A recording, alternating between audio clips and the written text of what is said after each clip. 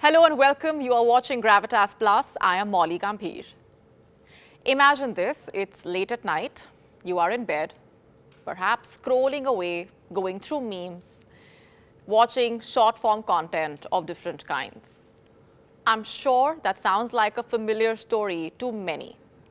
Maybe this happens every day, every night, maybe multiple times a day. You would have perhaps heard of the term brain rot.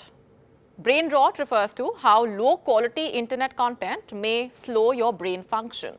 It's usually tied to watching specific types of content, also sometimes called junk content. Brain rot is a term usually used to describe the way mindlessly scrolling on social media, doom scrolling, watching an endless stream of videos perhaps, can impact the way you think, the way you speak, and also cause mental fatigue perhaps because of information overload.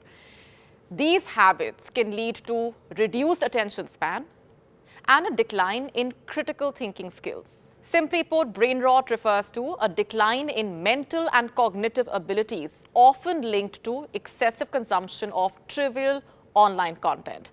As many of you would know, it was the Oxford Dictionary's Word of the Year in 2024. Oxford University Press had said that the phrase gained new prominence in 2024, with its frequency of use increasing 230% from the year before. 230%.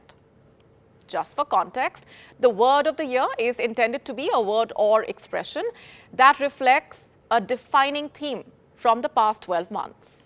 So how did brain rot or this concept become such a huge part of our lives?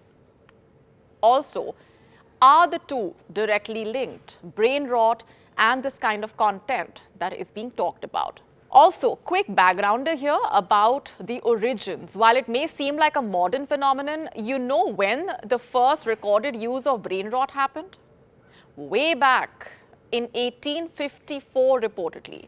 And for context, let's first tell you how Oxford defines brain rot. The supposed deterioration of a person's mental or intellectual state, especially viewed as the result of overconsumption of material, now particularly online content, considered to be trivial or unchallenging. In fact, Oxford Languages president had said earlier that in its modern sense, brain rot speaks to one of the perceived dangers of virtual life and how we are using our free time, and that it feels like a rightful next chapter in the cultural conversation about humanity and technology.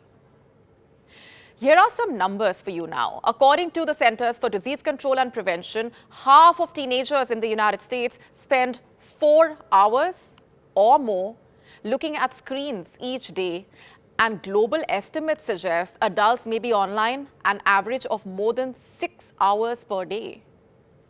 CDC data showing that 1 in 4 teenage frequent scrollers report feeling anxious or depressed.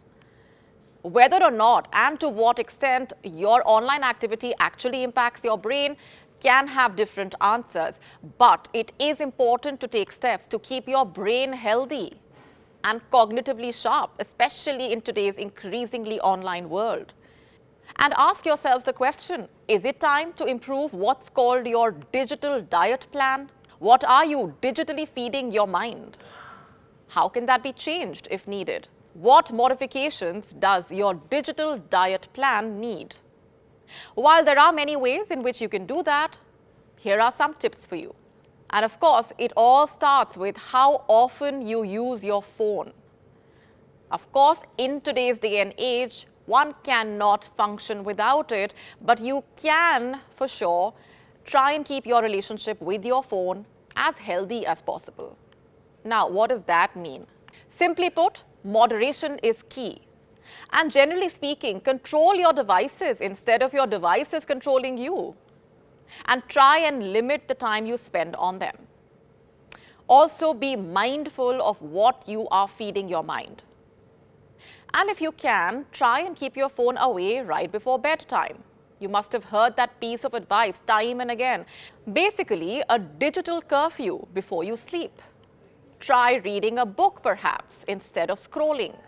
While it can be discussed whether or not hours of daily screen time are actually changing the structure of the human brain and in what way it's getting impacted, if at all, the fact is the more time one spends in front of screens, the less time one ends up spending on physical activities or simply just having offline interactions that actually give our brain the crucial complex sensory and emotional input and the exposures required for brain development.